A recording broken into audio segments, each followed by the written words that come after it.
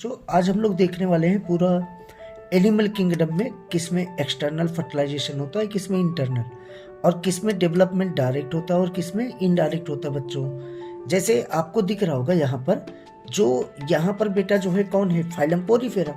ये कैसा है, इनडायरेक्ट डेवलपमेंट और इंटरनल फर्टिलाइजेशन। और सीलेंटेटा में कैसा है तो क्या बताओगे, कुछ नहीं लिखा पड़ा है एनसीईआरटी में, ठीक है ना। और टीनोफोरा में इनडायरेक्ट डेवलपमेंट होता है और एक्सटर्नल फर्टिलाइजेशन होता है। प्लेटीहेल्मिंथीज में इनडायरेक्ट डेवलपमेंट और इंटरनल फर्टिलाइजेशन। इसके हेल्मिंथीज में इनडायरेक्ट डायरेक्ट दोनों होता है और इंटरनल फर्टिलाइजेशन होता है बेटा। और यहाँ पर ध्यान रखना, एनिलीडा में कुछ भी नहीं लिखा है एनसीईआरटी में। अब आई आर्थ्रोपोडा में, आर्थ्रोपोडम डायरेक्ट और इनडायरेक्ट दोनों डेवलपमेंट होता है, इंटरनल फर्टिलाइजेशन होता है।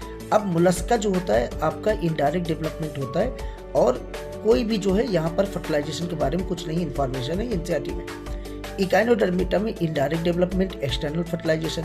हेमिकार्डेटा में indirect development external fertilisation. Urochordata में इनडायरेक्ट डेवलपमेंट, क्योंकि लार्वा स्टेज दिया गया है, ये लिखा नहीं है, लेकिन लार्वा स्टेज लिखा पड़ा है ना, तो और फर्टिलाइजेशन के बारे में कोई इन्फॉर्मेशन नहीं। सिफेलोकार्डेटा में भी लार्वा स्टेज लिखा है, कोई इन्फॉर्मेशन नहीं फर्टिलाइजेशन के बारे में। साइक्लोस्टोमेटा में भी लार्वा स्टेज बनता है, तो तभी हमने कहा इनडायरेक्ट, और फर्टिलाइजेशन को लेके कोई इन्फॉर्मेशन नहीं।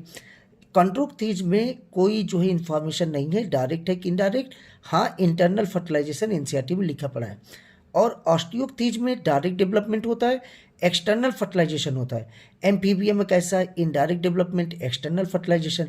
और रिप्टाइल, एवीज और मैमल्स में डायरेक्ट डेवलपमेंट होता है बेटा और इंटरनल फर्टिलाइजेशन होता है।